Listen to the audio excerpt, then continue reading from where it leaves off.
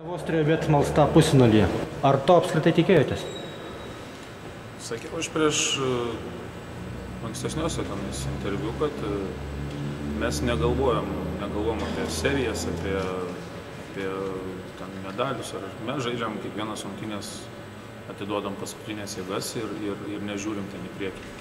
Kokį varžovą gaunam, su to varžovu mes ir dirbam aikštelėje. Pirmosiose rungtynėse Mažeikiuose parklubite vietos komandą. Trumpai apie šias rungtynės.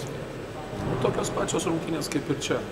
Ten varžovai stiprus yra.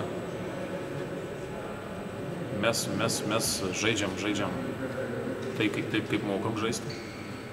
Ir panašios rungtynės. Ir Klaipėdos serija, ir šitos rungtynės abidvi su Mažeikiais, ir su Akademija prieš tai pirma serija. Čia matys penktadienis, žaisim penktadienį, irgi kovosim dėl pergalės, kaip mums seksis, penktadienį pamatysit. Šių rungtynių eigoje žiūrovai matė šiokią tokią duobytę žaidime. Ką jūs apie tai?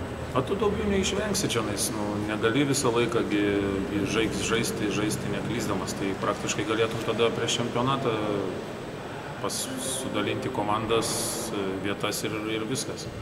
O tai yra tų duobių ir studijuosim, žiūrėsim, tam ir esam, treneriai, su žaidėjai šnekėsim, kad to nebūtų, kitose rungtynėse gal bus vėl kažkas, tai čia natūralu, čia yra krepšinis.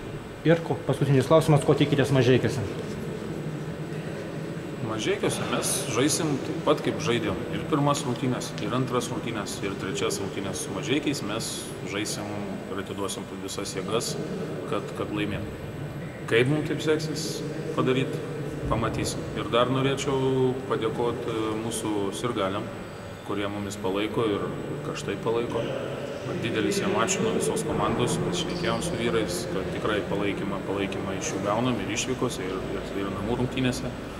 Visiems didelis ačiū, kurie palaiko komandą. Dėkui už pokalbį, sėkmės. Ačiū labai.